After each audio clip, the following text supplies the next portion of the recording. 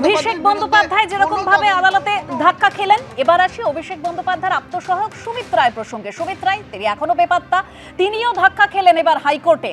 ইতিমধ্যে তার বিরুদ্ধে জামিন অযোগ্য ধারায় একাধিক মামলা দায়ের হয়েছিল, যাতে রক্ষা কবচের আবেদন করে দ্রুত শুনানির আর্জি জানিয়েছিলেন সুমিত রায়।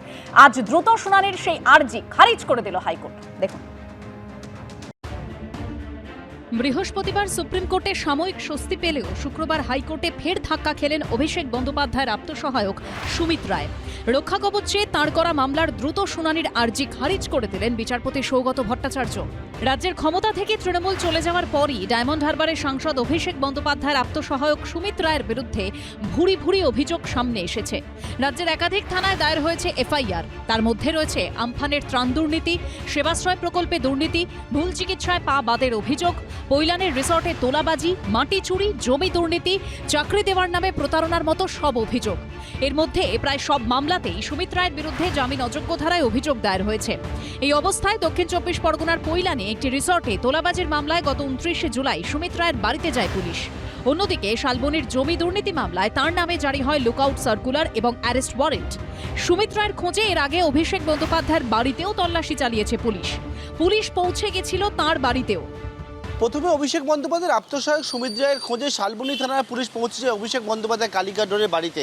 এর পরবর্তীকালে গত 29 জুলাই এই যে বাড়ি রয়েছে নিউ আলিপুরের ক্যানাল রোডে, এই বাড়িতে সুমিত রায়ের খোঁজে আসে বিষ্ণুপুর থানা পুলিশ এবং তার পরবর্তীকালে গত মঙ্গলবার দিন সুমিত রায়ের খোঁজে পৌঁছায় সিআইডির আধিকারিকরা।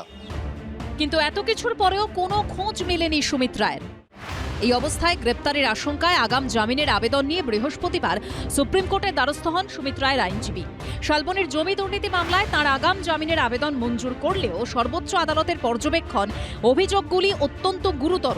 আমরা দেখতে চাই এটা শুধুমাত্র হিমশৈলের চূড়া কিনা। এর আগে ডেবরার চাকরির নামে প্রতারণার মামলাতেও আদালতের রক্ষা কবচ পেয়েছেন অভিষেক বন্দ্যোপাধ্যায়ের আত্মসহায়ক। কিন্তু বাকি মামলাগুলোর ক্ষেত্রে রক্ষা কবচ চেয়ে এদিন হাইকোর্টের দ্বারস্থ হয়েছিলেন সুমিত রায়। আদালতের দৃষ্টি আকর্ষণ করার পাশাপাশি রক্ষা কবচ চেয়ে আবেদনের দ্রুত শুনানির আর্জি জানান সুমিত রায়ের আইনজীবী, কিন্তু সেই আবেদন খারিজ করে দেন বিচারপতি সৌগত ভট্টাচার্য। বৃহস্পতিবারই সুমিত রায়কে তদন্তের সহযোগিতা করার নির্দেশ দিয়েছে সুপ্রিম কোর্ট। এখন অভিষেক বন্দ্যোপাধ্যায়ের আত্মসহায়ক কি করেন সেটাই দেখার। পার্থপ্রতিম ঘোষ ও সৌভিক মজুমদারের রিপোর্ট, এবিপি আনন্দ। মানে কৃষ্ণেন্দুদা একজন বিদেশ যেতে চেয়েছিলেন আর তার আত্মসহায়ক সুমিত রায়, দুটোতে তিনি রক্ষা কবচ পেয়েছেন। বাকি চারটের জন্য এই যে আগাম শুনানির আবেদন জানিয়েছিলেন রক্ষা কবচে, সেটা আর্জিটা খারিজ হয়ে গেল। আদালতের প্রতি আস্থা যাতে প্রতিটি সাধারণ মানুষের থাকে সেই কথা মনে করিয়ে দিয়ে মহামান্য কলকাতা হাইকোর্টের এই রায়। খোঁজও পাওয়া যাচ্ছে না। এই যে দেখা যাচ্ছে যে একবার হাইকোর্টে অভিষেক বন্দ্যোপাধ্যায় তার মামলা করেছিলেন বিদেশ যাত্রার জন্য, চোখের চিকিৎসার জন্য, সেটা সুপ্রিম কোর্টে গেছিল। মহামান্য প্রধান বিচারপতি সূর্যকান্ত, জয়মাল্য বাগচি আর ভি মোহনা, এই তিনজনের বেঞ্চে সেটা আবার হাইকোর্টে আসে। হাইকোর্টে যখন বলা হলো বিচারপতি সৌগত ভট্টাচার্য যে পিজিতে একটা মেডিকেল টিম গঠন করে দেওয়া হয়েছে, তারা যদি বলেন কোথাও যেতে তাহলে সেখানে যাবেন, তা যেতে অসুবিধে কোথায় ছিল? আমরা যদি সিঙ্গেল বেঞ্চে হেরে যাই কোনো মামলা তাহলে ডিভিশন বেঞ্চে যাই, কিন্তু উনি ডিভিশন বেঞ্চে না গিয়ে সুপ্রিম কোর্টে চলে গেলেন। সুপ্রিম কোর্টটা কি এতই সহজ? এত টাকা উনি পাচ্ছেন কোথা থেকে?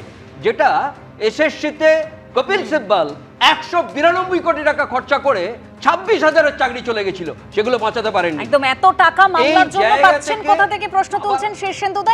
এবিপি আনন্দ এগিয়ে থাকে, এগিয়ে রাখে।